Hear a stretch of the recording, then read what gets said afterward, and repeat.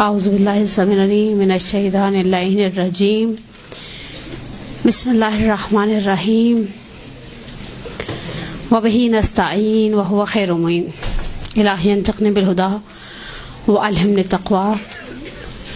ہماری سابقہ گفتگو دمائے ثلاثہ میں سے اہم ترین خون حیض کے حوالے سے چل رہی تھی، جو الحمدللہ رب العالمین حیض کو ہم نے لاسٹ سنڈے مکمل اپنے تئیں جو اہم مسائل تھے انہیں مکمل کر دیا، جو بہت پیچیدہ اور بہت بعض اوقات بعض ایسے مسائل تھے جو کبھی کبھی پیش آنے والے ہیں، ان کو ہم نے بیان نہیں کیا کیونکہ بہرحال وہ پھر بہت طولانی قسم کا اور لمبے والے درس بن جاتے ہیں۔ اور اب آ جائیے، ہم نے آپ کی خدمت میں عرض کیا تھا کہ انشاءاللہ نیکسٹ درس میں، جو کہ میرا آج اس حوالے سے آخری درس بھی ہے اس سیشن میں القائم کے، وہ ہے خون استحاضہ۔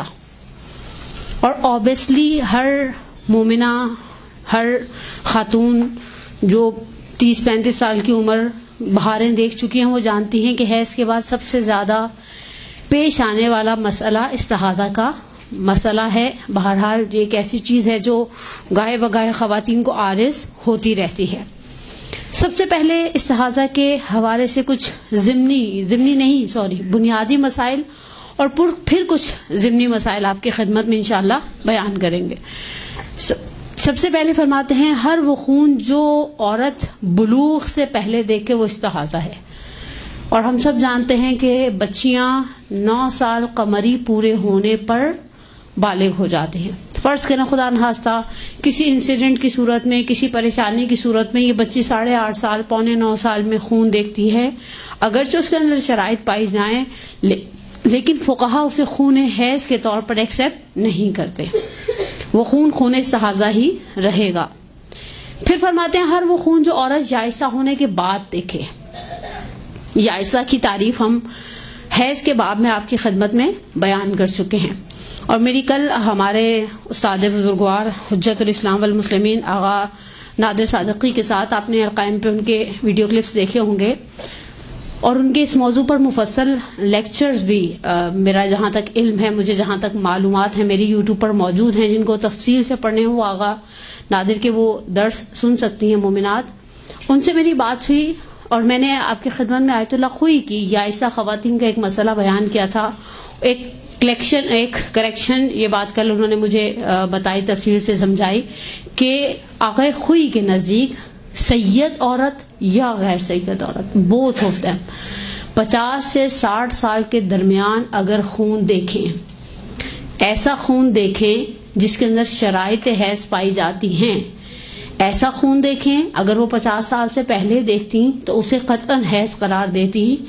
آغا خوئی مرحوم آل اللہ مقامہ کے نزدیک سید غیر سید دونوں احتیاط واجب کی بنا پر جمع کریں گی سے مراد یہ ہے کہ یہ عورت اپنے آپ کو مستحاضہ سمجھتے ہوئے، اگر خون کا فلو زیادہ ہے، خون کی کوانٹٹی اچھی والی ہے، جو میں بھی آپ کی خدمت میں استحاضہ کے ضمن میں بیان کروں گی انشاءاللہ، تو ہر نماز کے لیے وضو کرے، سینیٹری نیپکن چینج کرے، غسل کرے، اور پھر اس پروسیس کے بعد بلا فاصلہ نماز پر کھڑی ہو جائے۔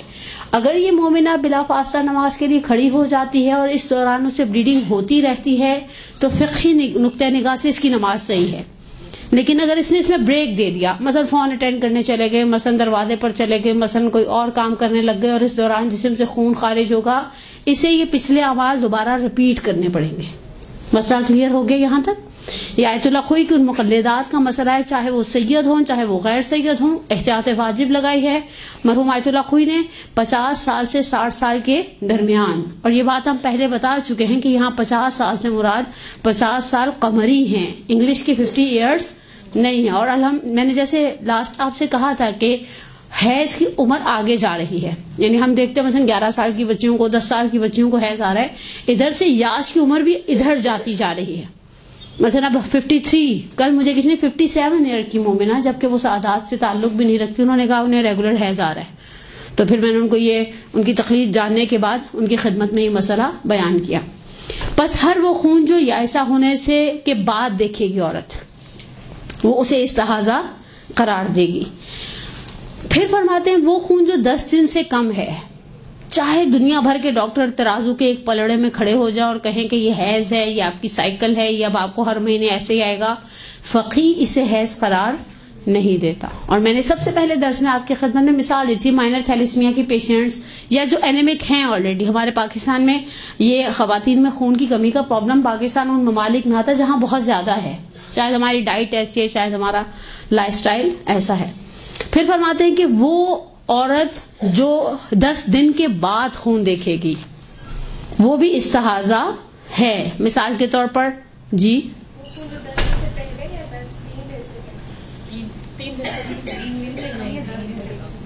نہیں 3 دن سے کم دیکھے، اوکے جو 3 دن سے کم دیکھا جائے گا، سوری میرے اشتباہ لفظی ہو گیا ہوگا، جو 3 دن سے کم دیکھا جائے گا وہ حیض نہیں ہے، وہ استحاضہ ہے.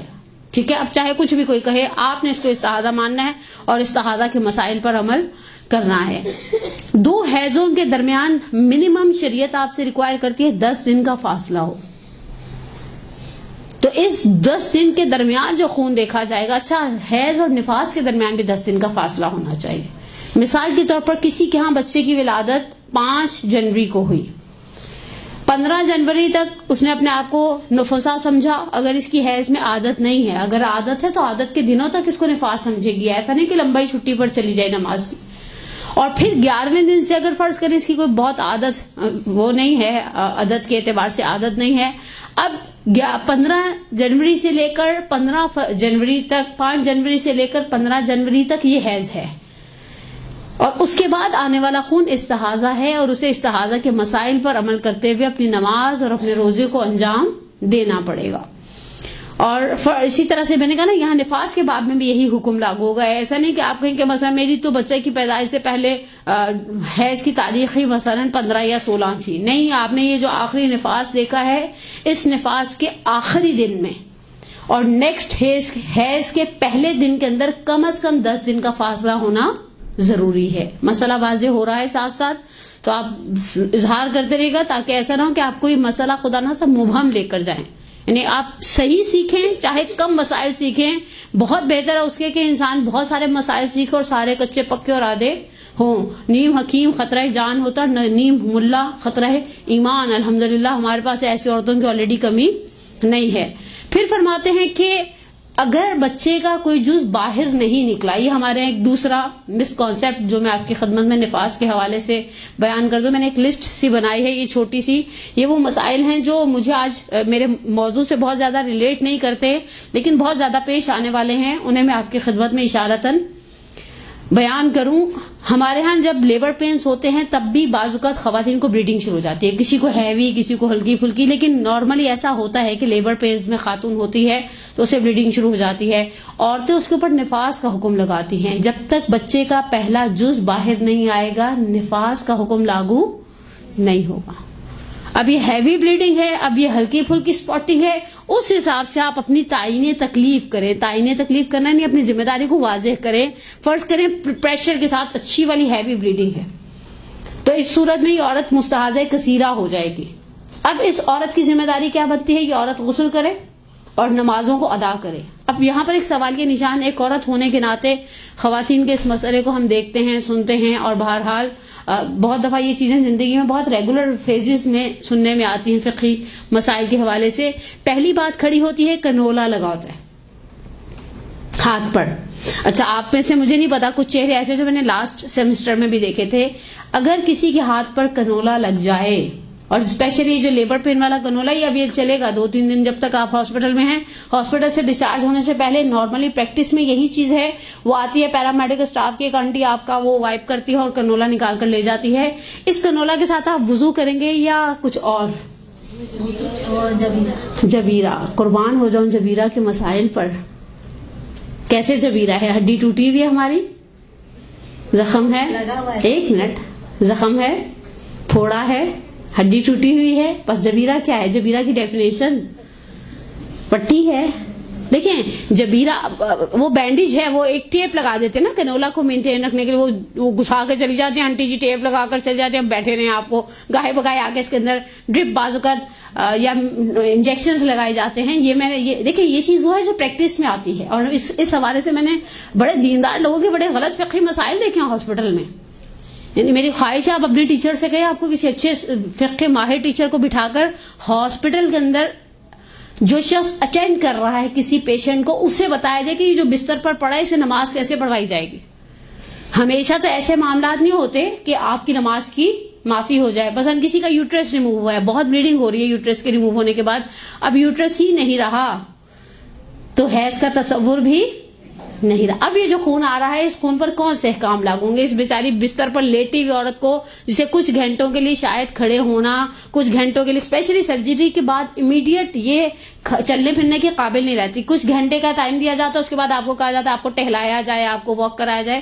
لیکن اس خاتون کی یا اس فرض کرنا خدا سا گھر کا کوئی مرد ہے، اللہ نہ کرے، دونوں صورتوں میں اللہ نہ کرے، لیکن عورتوں کی چونکہ خوشی کے موقعوں پر بھی ایسے بستر پر پڑنا ہوتا ہے تو ہم نے خواتین کے باب میں نہیں کہا کہ اللہ نہ کرے. مثلا بچے کی پیدائش کے موقع پر وہ اسی طرح سے جا کر اچھا والا آرام فرما لیتی ہوں ہاسپٹل کے اندر. لیکن یہ جو میں فرض کریں اٹینڈنٹ ہوں اور میرے سامنے ایک ایسا پیشنٹ ہے جس کی تکلیف، جس کا ہاسپٹلائز ہونا اس کی نماز کی چھٹی کے مترادف نہیں ہے، تو مجھے اس کو نماز پڑھانی کیسے پڑھاؤں؟ کوئی نہ کوئی تو شریعت نے حل رکھا ہے نا. بعض ہاسپٹلز میں آپ کو بیڈ کو اتنی بھی ہلانے کی اجازت نہیں دیتے کہ آپ کے روب قبلہ کر لیں، اور اس میں کمال ہے کہ بعض لوگ غلط روب قبلہ لٹا کر پیشنٹ کو نماز پڑھاتے ہیں. وہ میرا موضوع نہیں ہے، مجھے ادھر جانا بھی نہیں ہے. لیکن یہ جو کنولا لگا ہے آپ نے جبیرہ کیسے کہہ دیا؟ مجھے کچھ آشنا چہرے نظر آ رہے ہیں جن کو پتا ہے کہ میرا مزاج ہے، میں گاہے بگاہے. میں نے کل مجلس میں رات کو سوال دے کر آگے چلی گئی کہ امامہ سے بیوی کے بچے کیسے مانوس تھے. تو فقہی درس ہے. اگر اس پٹی کو برطرف کرنا، اتنی یہ پٹی سے مراد وہ بینڈیج، وہ ٹیپ جو آپ کو کنولا کی صورت میں لگائی گئی ہے، ایسی مشقت کا سبب ہے کہ جو نوعاً نہیں صحیح جاتی. بعض لوگ تو وینز ہی بڑی مشکل سے ملتی ہیں. آپ نے دیکھا وہ بیچاری گھساتی ہیں نکالتی ہیں، نہیں مل رہے، وہ آدھا ہاتھ چھلنی کرتی ہیں تو کہیں جا کر وہ کنولا لگتا ہے.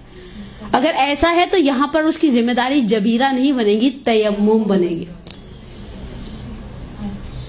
تیمم سیدھا جبیرہ ہی. دیکھیں نہ یہ ہڈی ٹوٹی ہے، نہ یہ زخم ہے، نہ ہی پھوڑا ہے. یہاں پر ایک ٹیپ ہے، اور یہ ٹیپ پٹی نہیں ہے، یہ بینڈیج نہیں ہے کہ آپ کہیں مطلب میری ہڈی کو سہارا دینے کے لیے بینڈیج دے گئے. یہ اس کرولا کو مینٹین رکھنے کے لیے لگایا گیا. اعضائے وضو پر ایسا مانے لگ جائے جسے برطرف کرنا بہت مشکل ہو جائے، بعض صورتوں میں ناممکن ہو جائے، حرج اور مشقت کا مسئلہ پیش آ جائے، تو وہاں پر وضو جبیرہ کی ضرورت نہیں ہوتی. وہاں آٹومیٹیکلی شریعت آپ کے لیے تیمم کا آپشن چھوڑ دیتی ہے. لیکن بہرحال بچے کی ولادت سے پہلے بہنے والا خون، جب تک بچے کا کوئی جز باہر نہیں نکلا، یہ خون حیض کا نفاس کا حکم نہیں رکھتا. یہ استحاضہ ہے. یوٹرس کے ریموو ہونے کے بعد والا خون، یہ دیکھیں یہ چیزیں وہ ہیں جو بہت پریکٹس میں آتی.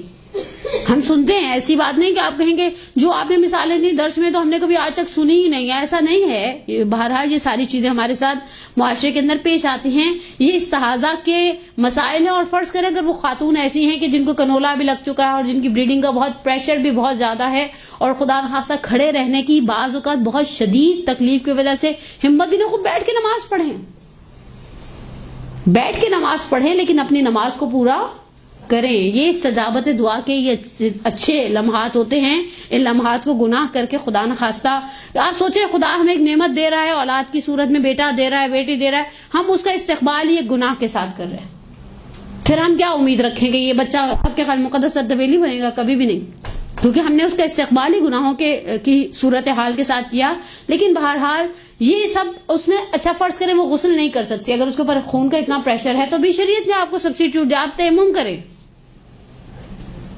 اچھا آپ نے وہ جو ہاسپٹل کا پیرامیڈیکل سٹاف ہے، اگر آپ اسے نیپکن وغیرہ چینج کرنے کا کہیں گے تو وہ کرے گی. ہم پاک نہیں کر سکتے لیکن نیپکن کو چینج کیا جا سکتا ہے. پاک کرنا اگر ہمارے لیے اتنی مشقت کا سبب ہے کہ ہمارے لیے پریکٹیکلی پاسبل نہیں ہے، لیکن نیپکن چینج کرنے میں تو کوئی ہمارے لیے حرج نہیں ہے. یعنی جہاں تک آپ جا سکتی ہیں اپنی نماز، اپنے حجاب، اپنے واجبات کو بچانے کی خاطر شریعت آپ سے ایکسپیکٹ کرتی ہے آپ وہاں تک جائیں اور اپنی عبادات اور اپنے واجبات اور اپنی شریعت کی حفاظت کریں. ایک صلوات پڑھیں محمد علیہ.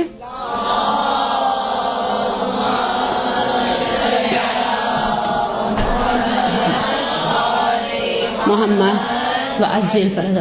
بہرحال یہ کچھ چیزیں تھیں جو ضمناً میں نے آپ کی خدمت میں بیان کی. اب آ جائیں اقسام استحاضہ کے حوالے سے. فرماتے ہیں اقسام استحاضہ سے پہلے ایک دو جملوں میں کہتے ہیں علائم خون استحاضہ. جیسے ہم نے حیض کی علامتوں کو آپ کی خدمت میں بیان کیا تھا. استحاضہ نوعاً زرد رنگ کا ہے،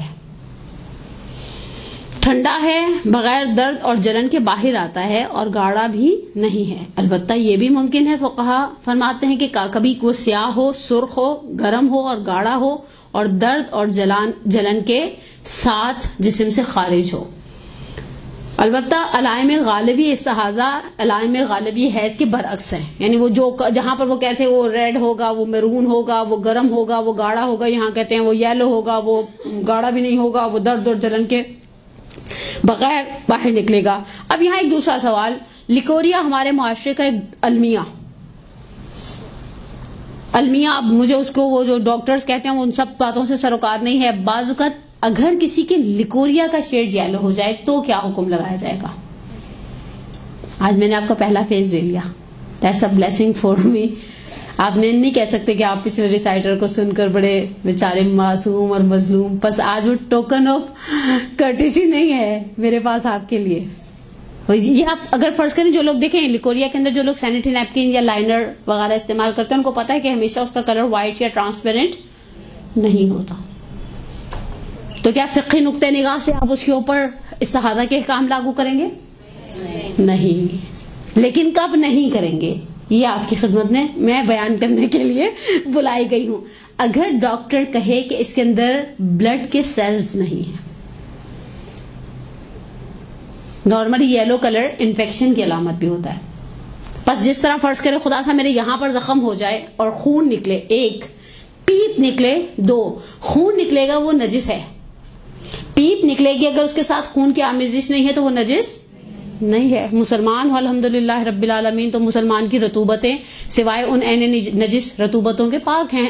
تھوک، آنکھ، پسینہ، آنسو یہ سب پاک ہے نا.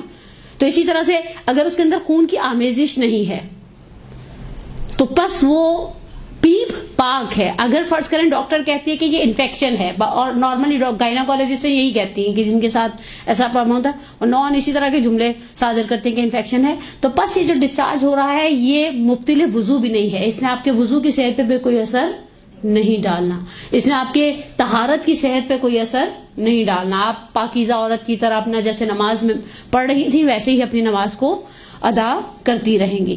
اب فرماتے ہیں اس کے بعد فرماتے ہیں کہ استحاضہ کی 3 اقسام ہیں. سب سے پہلی قسم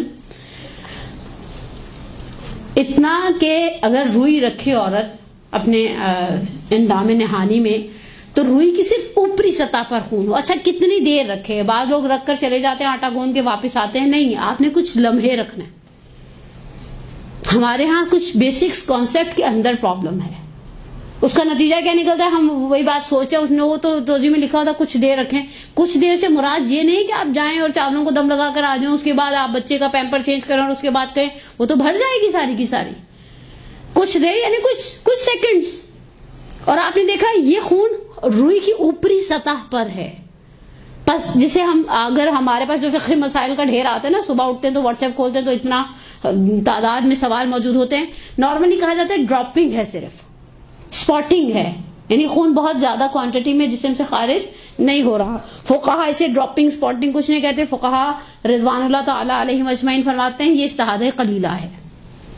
اور قلیلہ کے اندر عورت کی ذمہ داری بنتی ہے کہ وہ اپنے پہلا کام پہلا ہر نماز سے پہلے، اچھا یہ جو کام کرے گی اذان کے بعد کرے گی.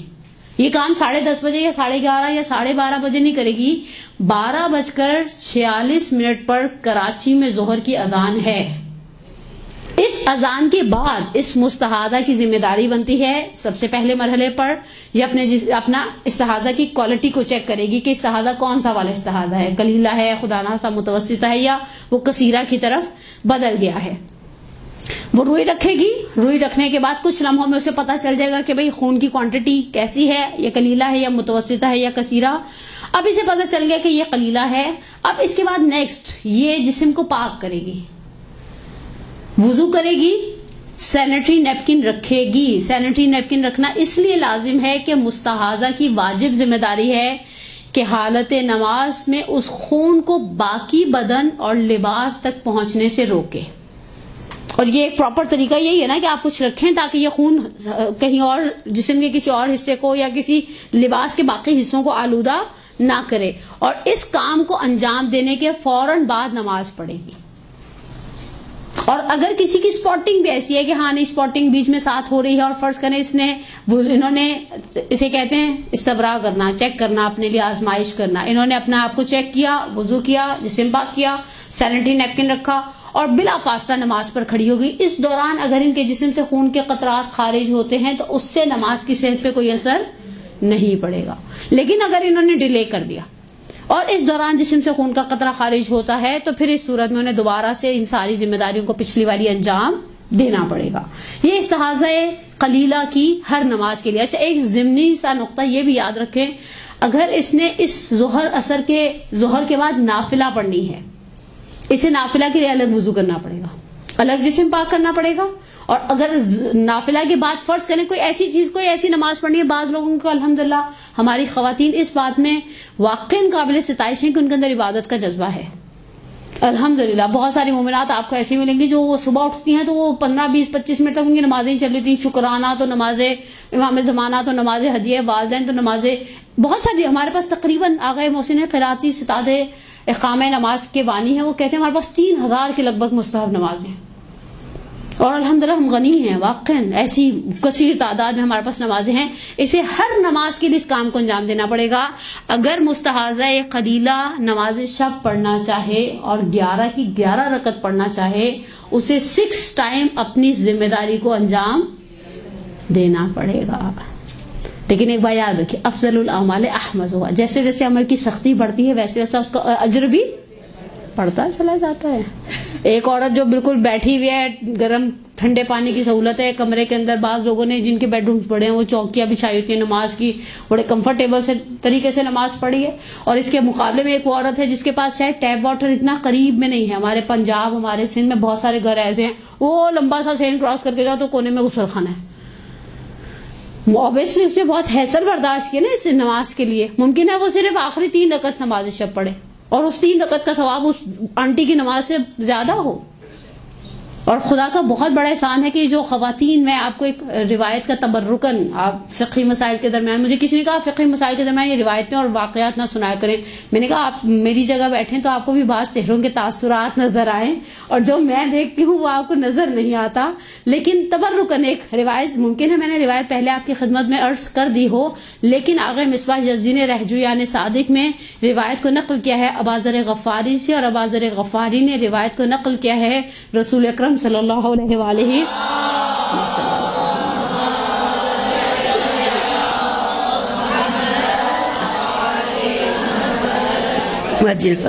سے. کائنات میں 4 موقع، اس کے ذیل میں ایک روایت ہے، 4 موقع ایسے جب خدا عبادتیں چھڑوا دیتا ہے ملائکہ کی. اور یہ جملہ میں نے القائم میں پہلے ڈیم کنفرم کہا ہے. میں نے بعض چیزیں نوٹ ڈاؤن کر لیتی ہوں کہ میں نے یہ اس مدرسے میں پہلے بولی ہے یہ بات، تاکہ مجھے یاد رہے اور میں سامنے والوں کے دماغ کی لسی نہ بناؤں. ٹھیک ہے نا؟ اچھا نہیں، لسی مجھے میری بھی کوئی بناتا تو مجھے مزہ نہیں آتا، تو میں وہ کام کسی کے ساتھ کیوں کروں کہ سامنے والے کو بھی مزہ نہ آئے. لیکن عورت بیسیکلی چاہتی ہے کہ اس پر فخر کیا جائے. عورت بیسیکلی چاہتے، مثلا آپ کبھی کسی آنٹی ٹائپ کی خاتون ہو جو سینئر سٹیزن ہوتے ہیں ان سے پوچھے نا تو کہیں گی بس 28 سال بعد مان لیا سسرال والوں نے تم گریٹ ہو، میری تو ساری تھکنی اتر گئی. یا کبھی کبھی مثلا ابا کہہ دیتے ہیں کہ I am proud of you. Status پر بھی آج کل کے ابا تو سوشل میڈیا کا زمانہ ہے، ڈال دیتے ہیں کہ I am proud of you, میری بچی نے وہ کام کیا، پورے خاندان میں میرا سر اونچا ہو گیا، میرے بچے نے. اچھا خواتین اس چیز میں زیادہ سینسیٹیو ہوتی ہیں، لڑکوں کو اتنی ٹینشن نہیں ہوتی. وہ بیچاروں کو ہم پارٹی ارینج کرتے ہیں، وہ دوستوں کے ساتھ جا چکے ہوتے ہیں بورڈ بیسن کچھ کھانے کے لیے. عورتیں اس چیز میں حساس ہوتی ہیں. ہم چاہتی ہیں کہ مثلا ہمارے گھر والے ہمیں اپریشیٹ کریں، ہم چاہتے ہیں ایز اے ٹیچر ہمیں اپریشیٹ کیا جائے، ایز اے اسٹوڈنٹ ہمیں اپریشیٹ کیا جائے، ایز اے بہو، ایز اے بہن، ایز اے بیوی، ایز اے ماں، ایسا کچھ بھی ہم چاہتے ہیں ہمیں اپریشیٹ کیا جائے. ہم بے شک جناب سیدہ کپڑا دم بھرتے ہیں، لیکن ہم وہ سوچ نہیں ہماری صلی علی محمد. کہ یطعمون الطعام علی حبہ مسکینا و یتیما و اسیرا انما نطعم لوجہ اللہ لا نرید منکم جزاء ولا شکورا. ہم شکر مانگتے ہیں. تو جب انسان اچھا کبھی کبھی کوئی نہیں کرتا تو ہمیں غصہ بھی چڑھ جاتا ہے. دیکھو اتنا ان کے لیے کیا ہے, پھوٹ کے نہیں دی کہ اللہ بھابھی آپ کی بڑی مہربانی, آپ تو پوری رات ہسپتال میں میرے سرانے کھڑی رہی, ایسے منہ میں گونگے کا گڑ کھا کر بیٹھی تھی. ہم شکوہ بھی کرتے ہیں نا کہ ہماری شکر گزاری نہیں کی گئی. پروردگار ملائکہ کی عبادت کو روک دیتا ہے. ان میں سے ایک موقع وہ ہے جب کوئی مومن بہت تھکا ہوا ہوتا ہے, نماز شب کے لیے کھڑا ہوتا ہے اور بیچارہ سو جاتا ہے سجدے میں. جب وہ سو جاتا ہے تو خدا ملائکہ کی عبادت کو روک دیتا ہے اور کہتا ہے یعنی سکانہ سماواتی, اے میرے آسمانوں کے ساکنین, اے میرے ملائکہ گواہ رہنا یہ بندہ وجسدہ نائم اور روحہ ہندی, اس کا جسم سو رہا ہے, روح اس کی میرے پاس ہے. اتنا تھکا ہوا تھا پھر بھی اٹھا. وہ اٹھنا انا ناشیۃ اللیل ہی اشد وطئا وقوم قیل. اصل مسئلہ تو یہ, کراچی میں تو سردی نہیں ہے, سرد علاقوں میں رضائی سے نکلنا اصل آرٹ ہے. سرد علاقوں میں مجھے یاد ہے ہم 90s میں اصفہان پہلی مرتبہ گئے, اس وقت اصفہان -18 تھا, اور جس مدرسے میں ہمیں روکا گیا تھا اس مدرسے میں گیس, اس اصفہان میں گیس نہیں تھی, یعنی اس شہر کے اندر اس وقت گیس نہیں تھی. اور جب ہم باہر جاتے تھے واش روم فجر کے وقت, تو وہ باہر ایک حوض تھا, تو مجھے وہ شیخ اعظم کا واقعہ یاد آتا تھا کہ اوپر برف کی تہ توڑ کر ان کی والدہ کہا کرتی تھی میں نے مرتضیٰ کو اس طرح سے دودھ پلایا کہ برف کی تہ توڑ کر پانی نکالا ہے. اس پانی سے وضو کرنے کے لیے بڑا جگر چاہیے شیر جیسا. ہم کہتے تھے کاش کوئی فقی کان میں آ کے کہتے تیمم کر لو, چھوڑو اس پانی سے وضو کرنے کی ضرورت نہیں. اور بات سمجھدار ہماری کراچی کی خواہران ایسی تھی, وہ رات کو آپ نے مگز دیکھے لوگوں کے کور والے, وہ رات کو سرانے رکھ کے سوتی تھی, وہ اسی سے وضو کروں گی, باہر والے پانی سے وضو. ٹیپ واٹر ایسے ہوتے تھے, پہلے موم بتی جلا کے تھوڑی دیر میں گرم کیا جاتا تھا, کیونکہ وہ جو اندر ٹیپ واٹر کے پانی ہوتا تھا وہ برف بن جاتا تھا, اور آپ نلکا کھولتے تھے پانی آتا نہیں تھا. ہم نے ایسی کوئی مشقت خدا کی خاطر انجام نہیں دے, بس ہم دیں استحاضہ قلیلہ یا کثیرہ یا متوسطہ. اگر نماز شب پڑھنا چاہتی ہے اسے ہر نافلہ نماز کے لیے وہی کام کرنے پڑیں گے جو اسے واجب نماز کے لیے انجام دینے پڑیں گے. اب نیکسٹ مستحاضہ متوسطہ, اس نے روئی رکھی, خون نے روئی کو بھر دیا, یعنی اتنا پریشر ہے خون کے اندر, لیکن یہ خون اس کپڑے تک, جو الفاظ استعمال کیے ہیں فقہا نے, اس پٹی تک نہیں پہنچا جس کپڑے کو کنٹرول کرنے کے لیے خواتین مثلا لائک انڈر گارمنٹس استعمال کرتی ہیں. یہاں پر یہ خون جو آ رہا ہے یہ استحاضہ متوسطہ ہے. استحاضہ متوسطہ کی 2 ذمہ داریاں بنتی ہیں. پہلی ذمہ داری ہر دن کا ایک غسل. اچھا, ہر دن کے غسل سے مراد آپ ہرگز یہ نہ لیجیے گا کہ 5 نمازوں کے لیے ایک غسل.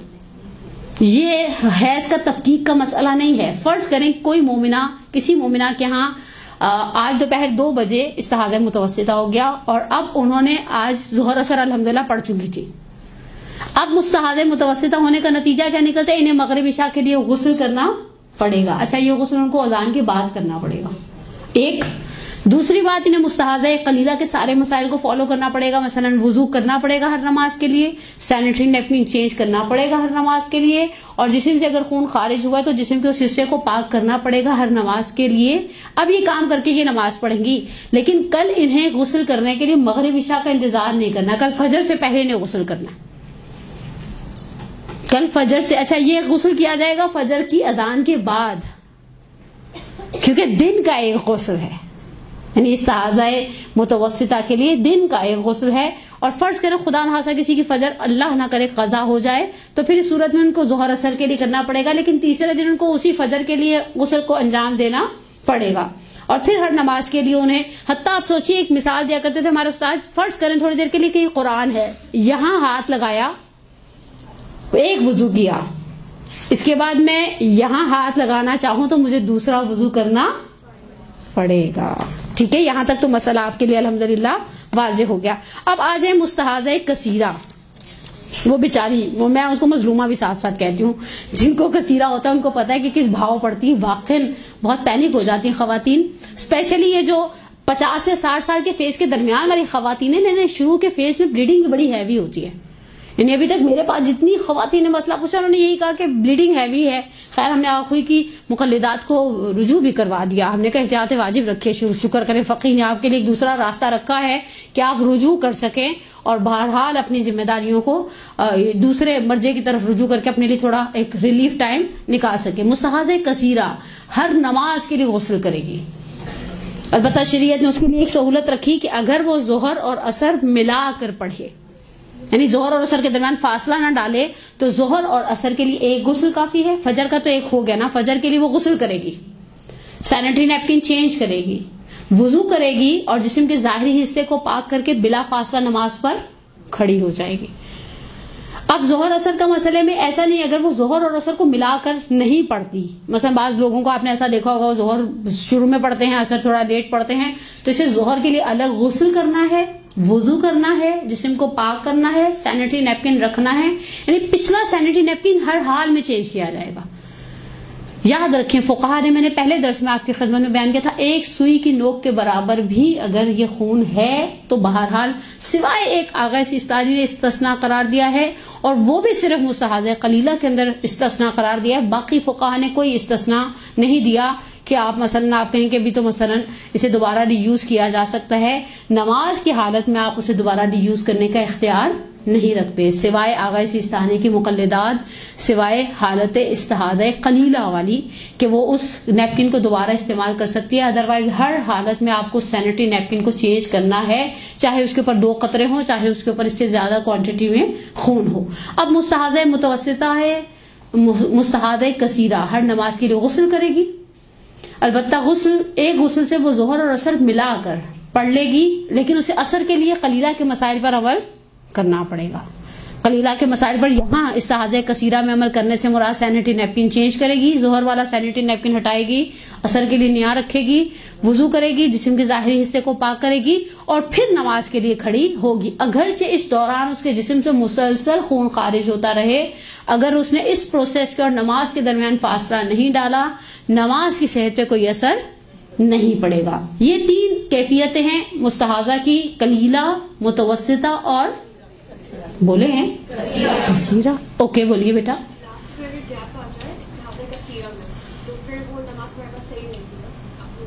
کیا مطلب گیپ آ جائے؟ ٹھیک ہے, اگر گیپ آ گیا, اس گیپ کے دوران خون آ گیا تو وہ پچھلا پروسیس ریپیٹ کیا جائے گا. ہاں, دوبارہ سارا پروسیس ریپیٹ کیا جائے گا. اصل مسئلہ مستحاضہ کو ایک چیز ذہن میں رکھنی ہے, اس کی اس پروسیس. دیکھیں نارملی کیا ہوتا ہے, جب یہ مسئلہ پتہ ہے گھروں میں اتنا پریشان نہیں کرتا, یہ مسئلہ ہمیں پیش کرتے جب ہم زیارت پر جاتے ہیں, یا مثلا ہم حج پر ہیں, یا مثلا ہم عمرہ پر گئے ہیں. اب یہاں پر آپ کا فرض کریں گھر میں تو آپ نے مثلا باتھ روم کے پاس ہی قریب میں پلنگ کہیں کمرے میں مصلی بچھا لیا, آپ نماز پر کھڑے ہو گئے. وہاں پر آپ کہاں وضو کرتے ہیں؟ وضو خانوں میں. ٹھیک, اب وضو خانے کہاں پر, نماز کی جگہ کہاں پر, یہ بیچ میں فاصلہ آٹومیٹیکلی آ گیا. حتیٰ اگر فرض کریں آپ وضو کے لیے گھر سے پانی کی بوتل لے بھی جائیں, وہ جو ہماری بعض دوستیں حج کلاسز میں اسپرے والی بوتل سے وضو شروع سکھاتی ہیں اور مختصر وضو سکھائے جاتے ہیں. مسئلہ یہ کہ صرف وضو تو آپ کی ذمہ داری نہیں بنتا, آپ کو سینیٹری نیپکن چینج کرنا ہے, آپ کو جسم کے اس حصے کو جہاں سے خون خارج ہو اسے پاک کرنا ہے. اس کے لیے آپ پھر مجبوراً واش روم جائیں, اور یہ واش روم اور یہ یہاں پر آ کر نماز پڑھنا, یہ پھر آپ وہاں پر نماز اس طرح سے پڑھ نہیں سکتے کیونکہ فاصلہ آ جائے گا. فرض کریں کبھی گھر میں بھی ایسا ہو جاتا ہے, آپ وضو کر کے کھڑے ہوئے, بیل بج گئی, اب آپ یہ ابھی آپ نے اللہ اکبر نہیں کہا تو آٹومیٹکلی ہم پلٹ جائیں گے نا اس چیز کی طرف. یا فرض کریں خدا سا بچہ پلنگ سے گر گیا, اللہ نہ کرے, ٹھیک ہے, یا کچھ اور کچھ, ہم انسان ہیں, ہم معاشرے میں رہتے ہیں, ہم مریخ پر تھوڑی نماز پڑھنے کے لیے چلے جاتے ہیں تھوڑی دیر کے لیے, کچھ بھی ہو سکتا ہے. اور کچھ نہیں تو گھر کے کسی ایسے بڑے نے آواز دے دی جسے ہم یہ نہیں کہہ سکتے کہ ٹھہر کے آتی ہوں, اوکے میں آئی, اب وہ ہم نے وہ سب کر دیا, اب واپس میں دوبارہ نماز پڑھنے کے لیے آئی ہوں, تو یہ جو وضو تھا, جو سینیٹری نیپکن کا چینج کرنا تھا, اور یہ جو جسم کا پاک کرنا تھا, اسے دوبارہ انجام دیا جائے گا اور پھر نماز پر کھڑا ہوا جائے گا. مسئلہ یہاں تک واضح ہو گیا؟ اوکے جی بولیے.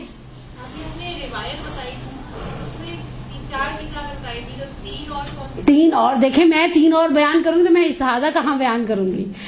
3 اور, ایک ہے کہ وہ جو شخص مستحب روزہ رکھتا ہے, نہیں ٹھہرے, 3 مقامات. اس وقت میرا ذہن مجھے استحاضہ پڑھانے دیں, باقی 3 چیزوں کی طرف گئی تو میرا استحاضہ یہ کا موضوع رہ جائے گا. لیکن وہ 4 والی روایت بہت جذاب ہے. پھر کبھی انشاءاللہ زندگی رہی آئے تو آپ کو 4 کی 4 سنا دوں گی کیفیتیں جہاں خدا ملائکہ کی عبادت کو روک کر فخر کرتا ہے. اور دوسرا مجھے یاد آ گیا, اگر کوئی کسی غائب کے حق میں دعا کرتا ہے کتنا اچھا. مثلا ہم کبھی کسی کے بیمار کے لیے دعا کرتے ہیں, وہ وہاں موجود نہیں ہے, تو خدا ملائکہ سے کہتا ہے دیکھو اس کے اپنے دل میں حاجت ہے.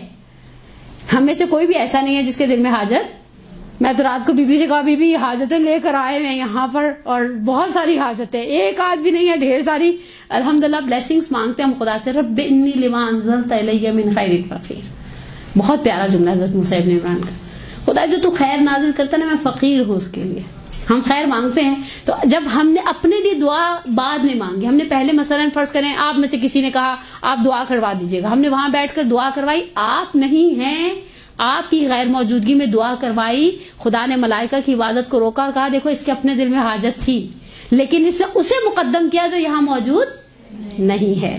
اوکے, بہرحال استحاضہ متوسطہ, قلیلہ اور کثیرہ. اب اس کے بعد آگے آ جائیے جو چیزیں مستحاضہ پر حرام ہیں. اور استحاضہ قلیلہ کے لیے غسل واجب ہے. استحاضہ قلیلہ صرف مبتل وضو ہے. استحاضہ قلیلہ کو فقہا نے حدث اصغر کی سینس میں رکھا ہے. البتہ ایک فقہی مسکانسیپٹ ہمارے ادبی اور علمی حلقوں میں تھا, وہ یہ کہا کرتے تھے کہ فرض کریں ایک مومنہ نے ظہر کی نماز پڑھی, استحاضہ قلیلہ ہے. استحاضہ قلیلہ میں کہ کبھی قطرہ آ گیا, بعض اوقات دوبارہ وہ باہر نہیں نکلتا, بعض اوقات ایسا, یہ چیزیں پریکٹس میں آتی ہیں سننے میں. اب یہ گئی جا کر انہوں نے واش روم میں, جیسے وہ سینیٹری نیپکن دیکھا وہ وائٹ ہے, اس کے اوپر خون کا کوئی قطرہ واپس نہیں آیا. اچھا, اب انہیں جسم کا ظاہری حصہ پاک نہیں کرنا کیونکہ نجس ہی نہیں ہوا, لیکن وضو دوبارہ کرنا ہے. وضو دوبارہ کرنا ہے, اس لیے کہ توضیح کی عبارت ہے استحاضہ جبکہ وہ جسم سے خارج ہو جائے.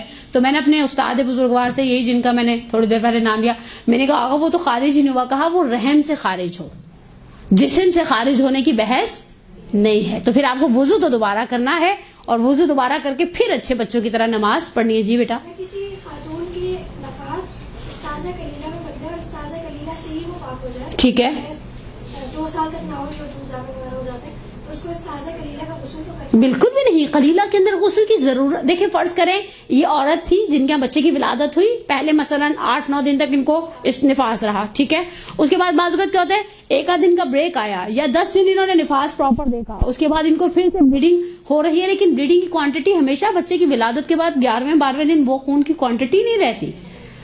ہم سب خواتین ہیں, ہم سب اس چیز کو بہت اچھی طرح گہرائی سے سمجھتے ہیں. اب یہ استحاضہ قلیلہ چلے گئے, انہوں نے نفاس کا غسل کر لیا تھا, ٹھیک ہے, اب یہ قلیلہ جب اینڈ ہوگا تو ان کی گردن پر کوئی غسل نہیں ہے. یہ پاکیزہ عورت کی طرح سکون سے نماز پڑھیں, لیکن انہیں یہ اطمینان حاصل کرنے کے لیے کہ اب یہ استحاضہ قلیلہ نہیں رہی, انہیں اندر سے چیک کرنا پڑے گا کہ خون اندر بھی موجود نہیں ہے. ٹھیک, جی بولیے.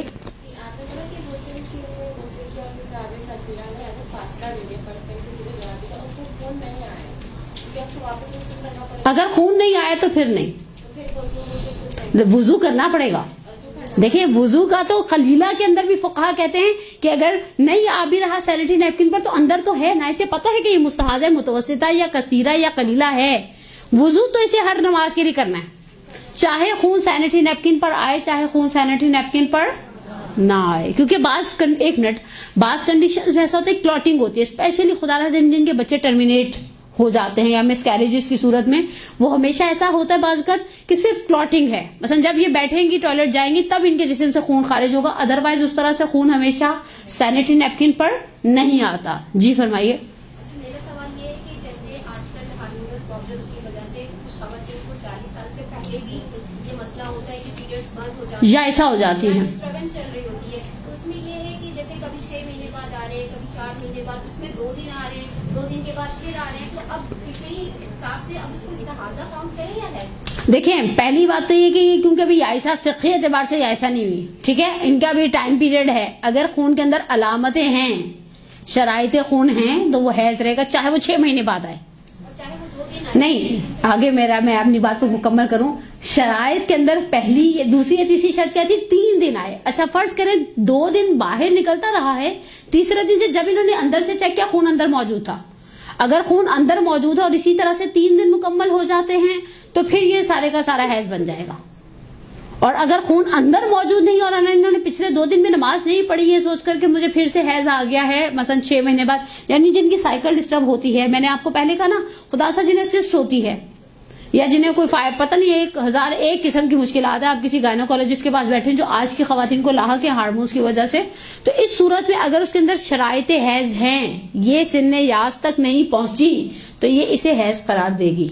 اچھا ایک چیز اس کے اندر عورت کا ذاتی اطمینان بھی بہت بڑا معیار ہے. بعض اوقات ہمارا اندر سے اطمینان نہیں ہوتا کہ یہ حیض نہیں ہے, ہمیں پتہ اس نے بند ہو جانا ہے, 1 دن بعد بند ہو جانا ہے یا کچھ گھنٹوں کے تک بلیڈنگ ہوگی, اور بعض اوقات بعض میڈیسنز لینے سے بھی خدا نخواستہ ایسا ہوتا ہے. اگر آپ کو اطمینان ہے کہ یہ حیض نہیں ہے تو پھر آپ اسے استحاضہ سمجھ کر آرام سے اپنے استحاضہ کے مسائل پر عمل کریں. اس ضمن میں ایک فقہی مسئلہ جو میں نے حج کے موقع پر اور زیارات کے موقع پر خواتین سے بہت بڑی غلطی ہوتی دیکھی ہے, وہ یہ ہے کہ وہ گولیوں کا استعمال. جب حج تھا شروع میں گولیاں نہیں تھی تو لوگ حج نہیں کرتے تھے, چھوٹی عمر کی بچیوں کو لوگ گولیاں کھلانے لگتے ہیں. واقعاً حیف ہے, کوئی مناسب بات نہیں ہے. آپ کو صرف ایک وہ قبے کے نیچے رکنا حرام ہے. آپ جا رہے ہیں دروازے پہ بیٹھے رہے اچھے بچوں کی طرح, لیکن اس میں پرابلم کیا ہوتا ہے, آپ گولیاں کھا رہے ہیں. یعنی یہ جو چیز پریکٹس میں دیکھی گئی میں اسے آپ کی خدمت میں بیان کر رہی ہوں. میرے سامنے تو بہت یعنی آپ بیٹھی ہیں, میری اس آواز کو بہت سارے لوگ سن رہے ہوں گے. اگر آپ نے گولیوں کے اندر ذرا سا کچھ 19-20 ہو جاتا ہے, کھانے کی ٹائمنگز میں سپاٹنگ شروع ہو جاتی ہے.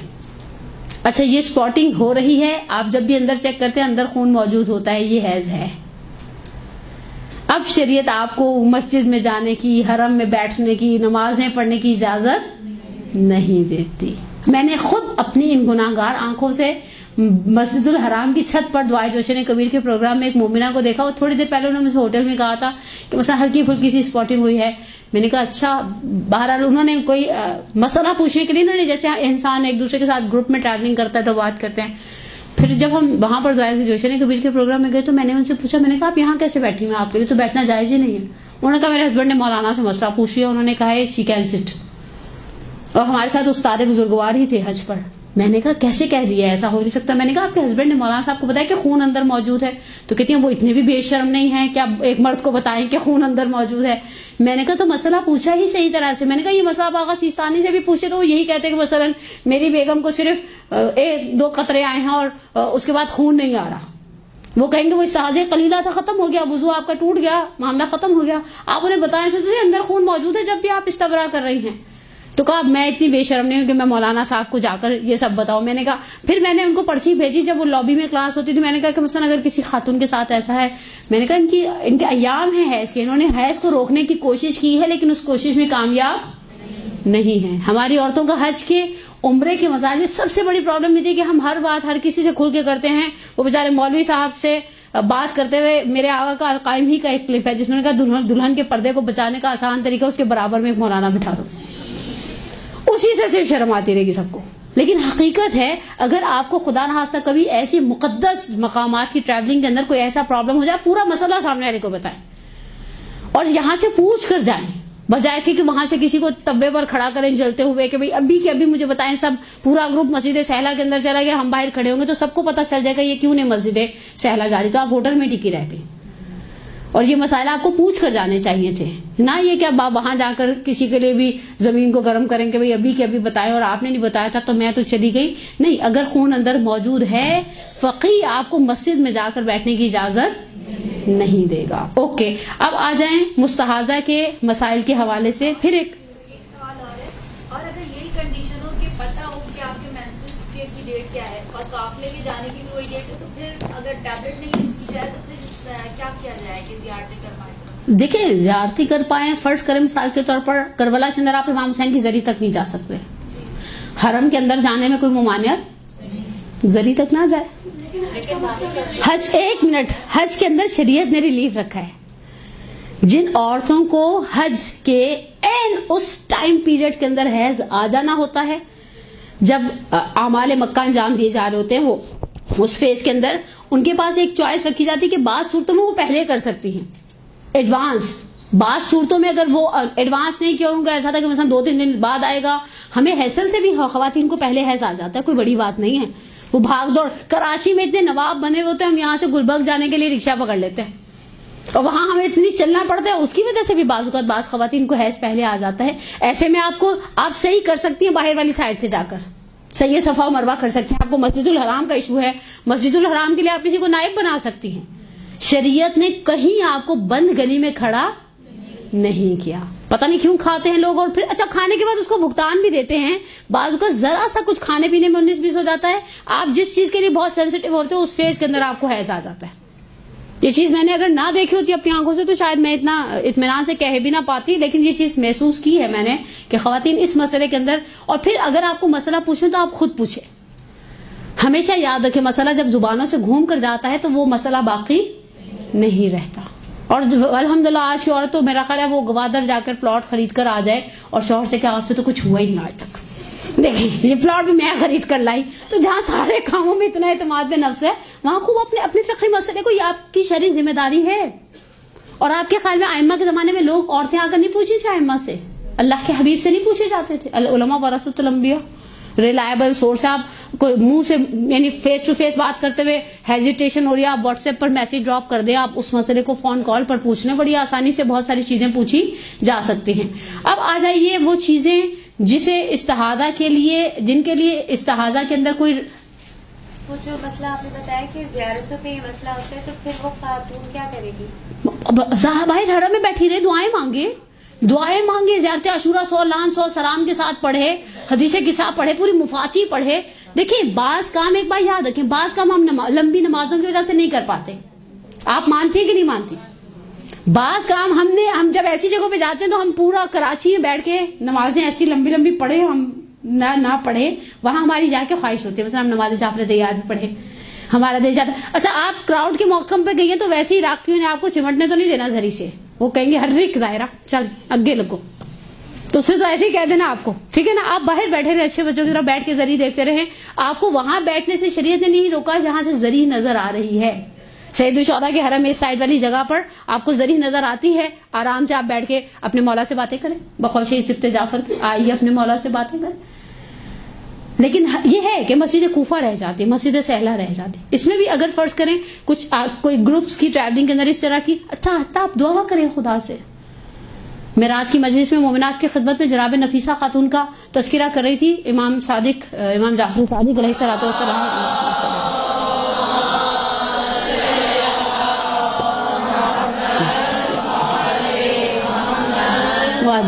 امام صادق کی بہو تھی اسحاق کی زوجہ, امام علی مقام نے اس کپل کو مصر بھیجا تھا دین کی تبلیغ کے لیے, اور وہاں پر انہوں نے اپنے گھر کے بیک یارڈ میں قبر کھودی ہوئی تھی. اگر آپ ان کا مفصل تذکرہ پڑھنا چاہیں تو احسن المقال میں جہاں چھٹے امام کی اولاد اصحاب اور عازم کا تذکرہ, وہاں اس خاتون کی طرف بھی اشارہ ہے. ورنہ شیخ ذبیح اللہ محلاتی نے ریاحین الشریعہ میں, عربی کی کتاب ہے, فارسی ٹرانسلیشن بھی ہے اس کتاب کی, اس میں بھی مخدرہ کا اس معظمہ کا تذکرہ کیا ہے. انہوں نے اپنے گھر کے بیک یارڈ میں قبر کھودی ہوئی تھی, روز اس میں بیٹھ کے قرآن پڑھتی رہی, 20 سال موت کا انتظار حالت روزہ کے ساتھ کرتی رہی. آخر میں جب وہ ان کو موت کی پسینہ پیشانی پڑایا تو کنیز پانی لے کر آئی, تو کہا وہ آئی ہو تجھ پر, میں نے 20 سال خدا سے چاہا کہ مجھے حالت روزہ میں موت دے. یعنی ہم مانگے اہل بیت سے مثلا ہماری ایسی سیٹنگ ہو جائے. دیکھیں ہم توسل کرتے ہیں ان ظاہری اسباب پر. ایک حدیث قدسی کا جملہ بہت پیارا ہے. ہم نے بعض ایسے افراد کو دیکھا جو بہت پرفیکشنزم کا شکار ہوتے ہیں اور بڑی اسی پرفیکشنزم کی منہ کھاتے ہیں. حضرت موسیٰ کے پیٹ میں درد ہوا, انہوں نے خدا سے کوہ طور پر کہا خدا پیٹ میں درد ہے, اللہ نے کہا فلاں جڑی بوٹی کھاؤ ٹھیک ہو جائے گا. موسیٰ علیہ وعلیٰ نبینا افضل الصلاۃ والسلام گئے, وہ جڑی بوٹی کھائی, پیٹ کا درد ٹھیک ہو گیا. کچھ عرصے بعد دیکھیں بشری تقاضے انبیاء کے اندر تھے نا.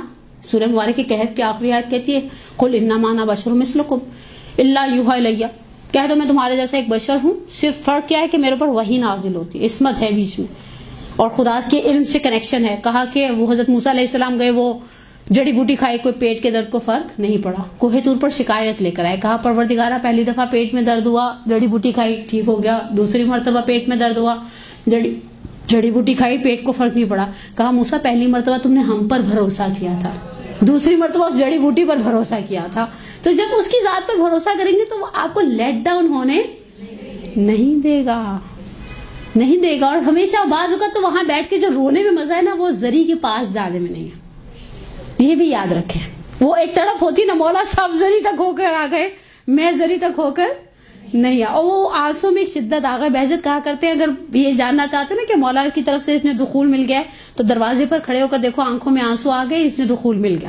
اور ہم عورتیں نا ہم تو اسی باتیں بھی رو سکتے ہیں کہ مولا سارے جا رہے ہیں زری تک, ہمیں زری تک جانا میسر نہیں. اب یہ پازیٹیو تھنکر, اللہ کا احسان ہے یہ بھی, بہرحال ایک خدا کی دی ہوئی ایک دین ہے, اس کے لیے اتنا وری ہونے کی ضرورت نہیں ہے. اب فرمائی دیکھیے فقہا فرماتے ہیں کہ جو چیزیں مستحاضہ پر حرام ہیں,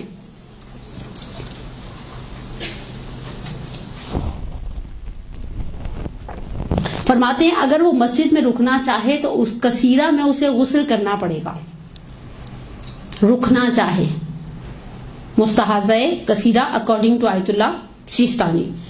پھر فرماتے ہیں خط قرآن کو چھونے کے لیے اسے ہر دفعہ وضو کرنا پڑے گا, لیکن شوہر کے ساتھ تعلقات قائم کرنے میں کسی قسم کی کوئی پابندی مستحاضہ متوسطہ کثیرہ اور قلیلہ کے لیے نہیں ہے. یعنی وہ آزاد ہے, وہ مخیر ہے, وہ کرنا چاہتی ہے کرے, کوئی قباحت نہیں ہے. پھر فرماتے ہیں مستحاضہ کی ذمہ داریوں میں سے ایک ذمہ داری اپنے استحاضہ کی حالت کو سمجھنا ہے. یعنی استحاضہ کون سا والا ہے, متوسطہ ہے, کثیرہ ہے, قلیلہ ہے, کیونکہ اس کی نماز کا دار و مدار اس استحاضہ کو سمجھنا ہے. پھر ان کاموں کو انجام دینا ہے جو نماز کے لیے واجب ہیں, اور اس سے حد الامکان وضو سے پہلے اور غسل سے پہلے اور وضو اور غسل کے بعد اپنے خون کے باہر نکلنے سے, خون کو باہر نکلنے سے روکنا چاہیے. خون کو باہر نکلنے سے, مثلا کوئی ایسی فرض کرے, مثال کے طور پہ کوئی ایسی فرض کرے کوئی ایسی ٹیبلٹ ہے جس سے بلیڈنگ تھوڑی دیر کے لیے ہیں ایسی دوائیاں مارکیٹ کے اندر, تو وہ اس طرح کی کسی چیز کا استعمال حالت نماز میں کرے جس سے نماز میں خون کم سے کم باہر نکلے, یا اگر ہو سکتا ہے تو باہر ہی نہ نکلے. اگر وہ اس چیز کو کنٹرول کر سکتی ہے تو وہ اس چیز کو حالت نماز میں کنٹرول کرے کہ اس کا خون اس حالت نماز کی حد تک جسم سے باہر نہ نکلے. یا فرماتے ہیں کہ اگر اسے پتا ہے کہ تھوڑی دیر بعد وہ پاک ہو جائے گی, ختم ہو جائے گا یہ استحاضہ, آخری دموں پر ہے, تو پھر تھوڑا انتظار کرے, جب پاک ہو جائے تب اپنی اس نماز کو ادا کرے. اور مستحاضہ متوسطہ اور مستحاضہ کثیرہ آخر میں جب وہ بالکل پاک ہو جائیں گی تو انہیں ایک غسل انجام دینا پڑے گا. قلیلہ تو بیچاری جسے کہنا اس کی تو بڑی آسائش چل رہی ہے, اسے کوئی پرابلم نہیں ہے.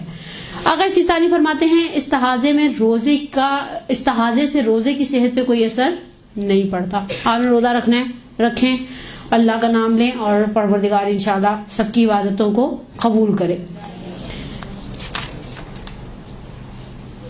اور پھر آخر میں ایک فرق کہ حیض کے اندر منیمم 3 دن ہیں اور میکسیمم 10 دن ہے.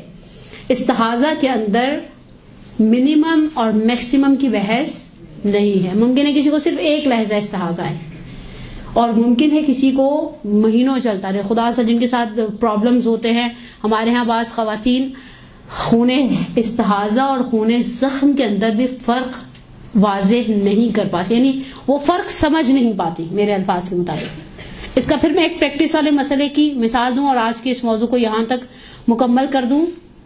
بعض خواتین برتھ کنٹرول کے لیے کوائل رکھواتی ہیں, اس کا ایک اور نام بھی ہوتا ہے آئی او ڈی شاید, وہ ایک پروسیس ہوتا ہے جس کے بعد بچوں کے درمیان جو لوگ فاصلہ چاہتے ہیں یا چاہتے ہیں کہ اب مزید بچہ پیدا نہ ہو, اس میں بعض کا سپاٹنگ ہوتی ہے. اگر وہ زخم کا خون ہے تو اس کے اوپر استحاضہ کے احکام لاگو نہیں ہوں گے. زخم کے خون کے 2 جملوں کے اندر احکام آپ کی خدمت میں, اور گفتگو کو مکمل کر دوں آج کی حد تک. زخم کے خون کے اندر ہر نماز کے لیے الگ وضو کرنے کی ضرورت نہیں ہے. زخم کا خون مبتل وضو نہیں ہے, یعنی استحاضہ قلیلہ مبتل وضو ہے. آپ وہ جسم سے ایک قطرہ بھی باہر نکل گیا آپ کا پچھلا وضو گیا, لیکن استحاضہ کے اندر ایسا کوئی ایشو نہیں ہے, زخم کے اندر ایسا کوئی ایشو نہیں ہے. زخم کے ساتھ آپ ایک وضو کے ساتھ 10 نمازیں پڑھیں, 20 نمازیں پڑھیں, نماز کی صحت پہ کوئی اثر نہیں پڑے گا.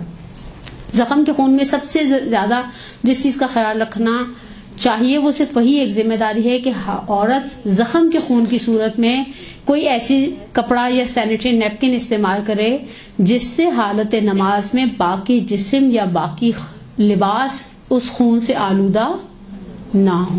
جیسے خدا نخواستہ یہ زخم کا خون ویسے ہی ہے جیسے خدا سا بالوں کو پائلس کا پرابلم ہو جاتا ہے, اس میں بھی اسپاٹنگ ہوتی رہتی ہے, بلیڈنگ ہلکی پھلکی بعض لوگوں کا جب خدا سا سیویئر ہوتا ہے. اللہ نہ کرے کہیں اور کوئی ایسا زخم پھوڑا پھنسی نکل آئے جس سے خون آہستہ آہستہ رستا ہے, اور وہ رسنے والا خون آپ کی نماز کی صحت پہ اثر نہیں ڈالتا. صرف آپ کی ذمہ داری ہے کہ اس خون کو ادھر ادھر لگنے سے, ادھر ادھر پھیلنے سے بچائیں, جو کہ الحمدللہ اتنا ہمارے ہاں خیال رکھا جاتا ہے. اس زخم کو بینڈیج کی جاتی ہے یا اس طریقے سے اسے ٹریٹ کیا جاتا ہے کہ وہ جب نماز پڑھے ہوتے ہیں تو ہمارے وہ خون جو جسم سے نکل رہا ہے زخم کا وہ باقی اعضاء تک یا نماز کے لباس تک نہ پہنچے. میں نے یہاں پر اس کو مکمل کر دیا. رحمتک یا ارحم الراحمین وصلی اللہ علی محمد وآلہ الطاہرین.